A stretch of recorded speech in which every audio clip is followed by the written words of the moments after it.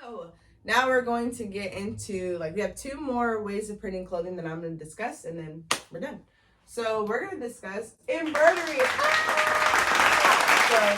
I feel like embroidery is just the cleanest way. It's so visibly beautiful. It's just the cleanest way to me to produce clothing outside of screen printing. So the way embroidering works is you are charged by stitch. It gets a little tricky because, well, I'll talk about the pros and the cons. The pros of embroidery is this. This is an embroidered shirt. This is an embroidered shirt. It just looks good. It's clean. Like, when you wash it, it's not gonna unravel. It's not gonna anything like that. The cost of setting up a design to be embroidered, oh my God. So I have roughly 50 plus designs. So when I go to inquire with a business or a manufacturer about printing something, I always ask, and you should always ask, what is your setup fee? When you do a setup fee, that's pretty much your design digitalized. In order for anyone to make your design, it has to be digitalized. It has to be formatted in a way that it can be produced the way that you want. Okay? The typical setup fee is about $30. Okay? I just showed you about at least 30 different designs. 30 times 30 is how much I have spent over the years for setup fees. So everything you see has had to have a setup fee, okay? Now, I have developed wonderful, wonderful relationships with all of my manufacturers because I have so many designs.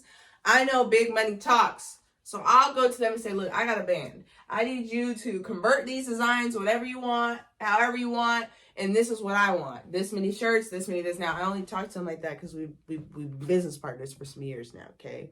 So that's another thing that's not discussed on this here YouTube, Twitter, and Instagram, the importance of networking and building quality business relationships. Everybody I pretty much went through years ago, I still go through today because we have learned, we have grown, and we communicate together. None of us speak the same language either. So I have had to learn their language and they learn my language so that we can have a successful brand, because it is all of us working together to make this brand. I'll show you the difference between an embroidered design that cost me about $15 to put on a shirt, $17 I think to put on the shirt, and what cost me like $5 to $7. So this kg, this size, is like I have to look. It looks like it's like a maybe 3" by 3". So, and this same thing. This probably cost me, I want to say, between $5 and $7 to put on the product. So let's get into it.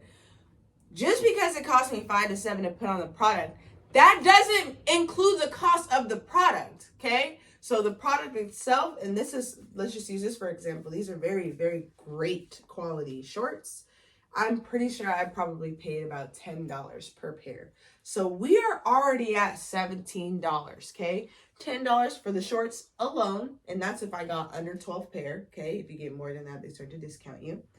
Including this, we're at $17, okay? So already this product is expensive as hell and has to be sold at $60 because that's not including, you know, the boxing, because, you know, if you have a nice quality product, you got to have nice quality branding and boxing. So that's another $10, $15 per, you know, product added. So I definitely would think about that when you're going to produce clothing.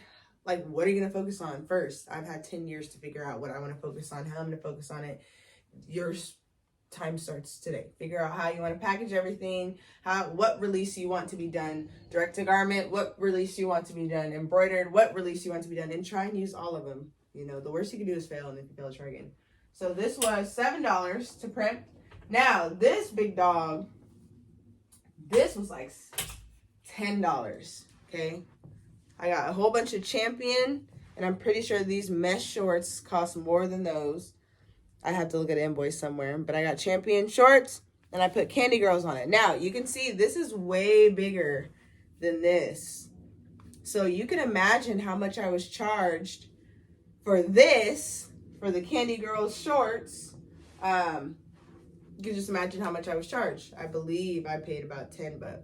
So if the shorts were 12, because they're champion, you know, throw champion on there, it's gonna hike the price up. The shorts were 12 to 15. I have number 10, and here we are. So they're actually great, comfortable shorts. Like, it all makes sense. You see me. They're a couple years old. Look how they look. You know, they're great. Hello? They could use a little iron though. So these are the shorts. Now I'm gonna show you the most expensive, pricey, and honestly, like, when I think about it, the person that printed my clothes, the one that printed these ones, I don't work with her anymore, but she was funky because she should not have quoted me this, but she did. These, drum roll please, these cost me a whopping $17 per design printing. That's not including the t-shirt. $17.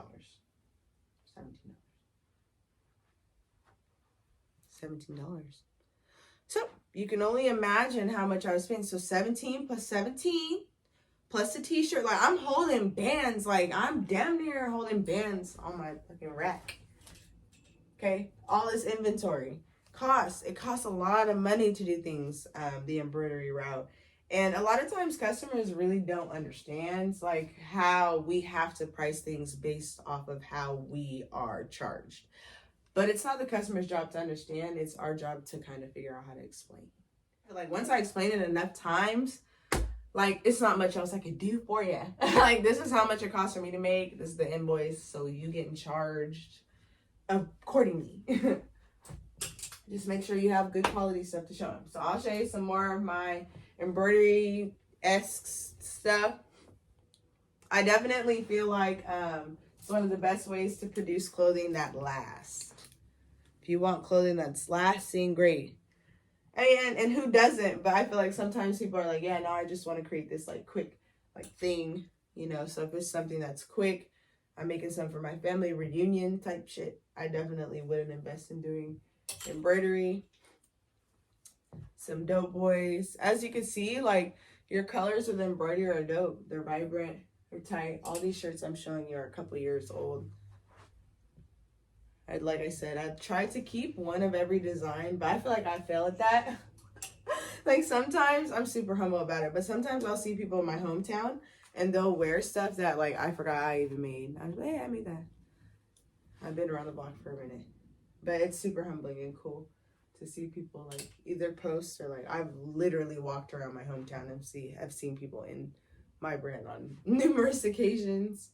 So I think it's super cool. I've had pretty big businesses work with and shout out my brand. So I've been super blessed. But all of it comes with time, networking, and literally not giving up. So these are all just embroidered items I've made that I don't wear. I should probably wear those. This would be kind of clean for today if I wore a different hat. Boom, boom. As you can see, I just started to do a lot of KG, a lot of DB, a lot of KG, a lot of DB, because it was just less. I didn't want to pay all that money. Here's some of my newer designs. I just wore these. Embroidery. Embroidery works so well because you can just, like, put the same colorway on just different colorways of stuff. So these are my, I've worn them in a couple of these. These are my workout sets. Pow! This one, literally, I don't know if it was my mother-in-law or my fiance, but they washed this with jeans, black jeans. So, oh well. I don't give a damn, I'm warm. And then these, I have a whole bunch of different colors. Like I said, I had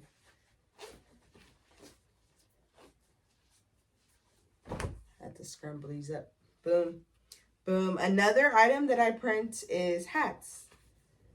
This year I'm doing everything, but I just want to get this series up and going and started, so when I, like, continue giving my little gems, I have like this already up, because the next year for me is going to be pretty big with a closet.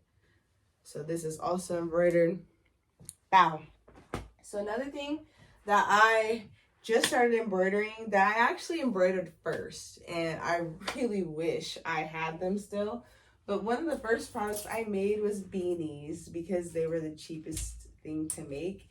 And I can't find any of them. Like, I have people from my hometown, they're like, I bought one. Like, I remember having one. So, like, all the beanies I made are, like, floating in the abyss somewhere.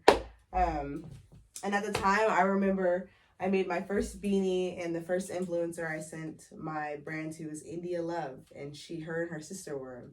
I also can't find those pictures. Like, one day, they'll pop up, but, like, I don't know where it is. And I wasn't like super into like recording everything at the time. I was super humble. So now I'm learning like business kind of takes, you kind of got to be outgoing a little bit. You can't always be humble. So I'm going to show you the hats that I have now that are actually doing really well. It's really mind over matter, to be honest. I limited myself. Let me restart this video. Okay, so I used the embroidery technique. Hold on. So for these, I use the embroidery technique.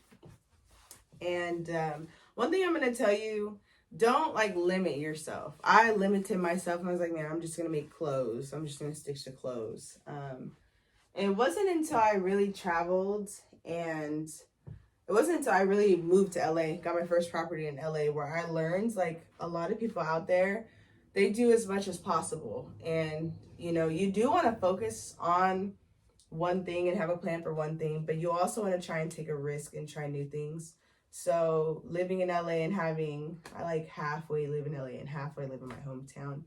And my hometown it's a smaller hometown, but there's not much creativity here. So when you are not surrounded by creativity, that affects you and impacts your creativity, no matter what you say, no matter what you think or feel. So I used to limit my own creativity and say, well, I'm just going to do this. Like, I don't want to try new stuff. I'll just do this. Everybody knows me as someone that does this. And it wasn't until I started traveling, getting outside my hometown, and literally getting property in LA where I learned everybody in LA loved my brand. Everybody in LA is like, where have you fucking been? Honestly. So everyone that I've met has really given me the confirmation that, yes, you're from a small town, but you need to be doing more. So I've started doing more. So I branched out and started hats. These are my hats. And hats is just, like, I started hats months ago. But all embroidered, like we discussed. So most trucker hats are, a lot of trucker hats are either embroidered or direct to garment printed. But embroidering is expensive, but you can make a lot of money off your product. You know, it's quality. People really only like quality. You don't want to give them anything crappy, because you take that's a risk. You risk them not coming back. You risk your product embarrassing you. Like, I stand behind everything that I make. I stand behind everything that I send. I stand behind everything, because I take the time to make sure that there's like a process that is like an honorable one. They're being made by good people. They're being made quickly. You know, my creativity is definitely worth what I charge for it or more. I would like to believe I'm humble, but I feel like, you know, when you start a clothing line, all those things need to be considered. And it took me a lot of years and money to learn all the things that I just said, and I'm still learning. Do a little rundown, a little review of all the ways we discussed today. Print clothing. One, I'll go from cheapest to most expensive. So one, heat press vinyl. You can get your heat press off of Amazon. You can get your vinyl from pretty much anywhere. Vinyl is like kind of like a sticky paper. It's like a paper that is, shoot, I don't have any vinyl here. I don't have any vinyl, but it's like kind of like paper-like. It's like sticker-like, but for clothing. So vinyl, heat press, that's the cheapest. Second, I would say direct to garment. Direct to garment is all these clothes I was showing you. Boom. Direct to garment. You can do as many colors as you want on any shirt that you want, on anything that you want. So I'd say direct to garment is the second cheapest. Third, I would say cut and sew. So I actually have more clothes that I have made. I have done this Louis Vuitton. That's a cut and sew. I make cut and sew clothes all the time. I'll show a dress or something that I've made. Just like I'll post a picture right here. Cut and sew I would think is third cheapest because fabric is kind of cheap depending on the fabric, and then depending on what the product is, it can be pretty quick to make. Swimsuits are quick to make. Dresses are pretty quick to make. Shirts that have no sleeves are quick to make. Pants take a while to make, but if I'm like sewing a pair of joggers or something, that doesn't take too long. It just like depends on the, well, it also depends on how big the person is. A lot of people don't like to talk about that. Like if the person is bigger, we have to pay more for fabric. Like people don't voluntarily want to charge people that are plus size more. Fabric literally costs more, so you have to like just 1 + 1 is 2 it, so you're not taking any losses. So I definitely feel like outside of that, fabric is the third cheapest. Next, I would say screen printing.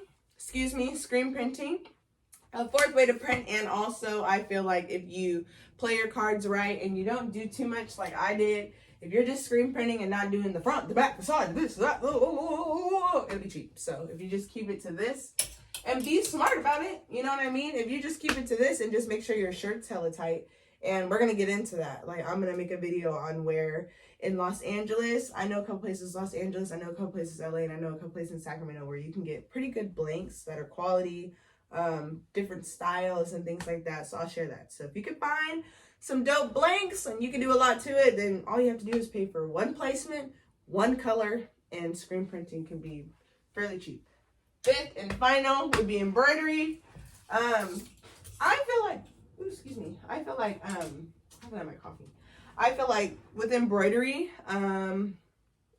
it's the most expensive, but like, it's just so nice, you know?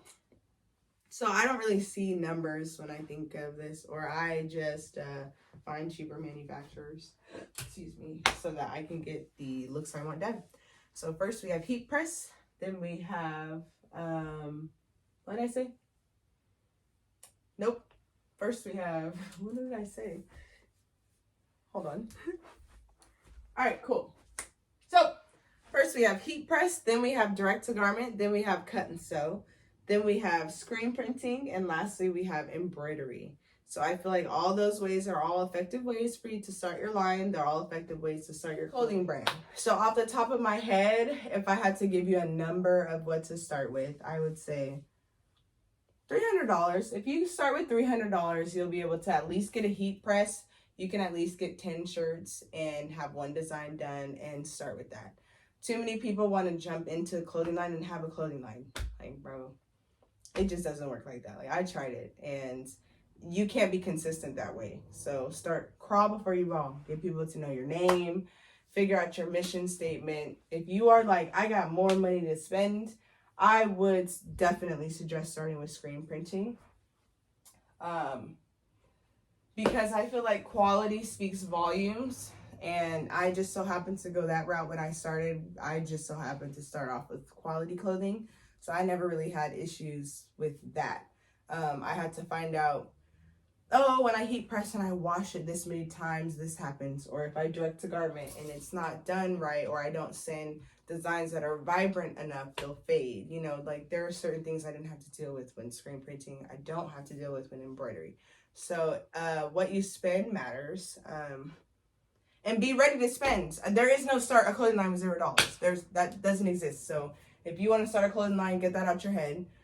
If you start it for $0, it's going to be a lot of stress. So you might as well stress without starting it for $0. But I can tell you how I started mine with $0. But it's not this like story that I feel like people like to put out there. Like I started my brand, went from 0 to like it drives me nuts because it's fake. But I'll definitely show you what I did with $0 to promote my brand, to create brand awareness, to create just brand awareness, have marketing. I didn't even know I was marketing at the time. So I'm going to be sharing all that stuff. That way people know, like, there are ways to be creative and get people to know who you are and, you know, get clothes made.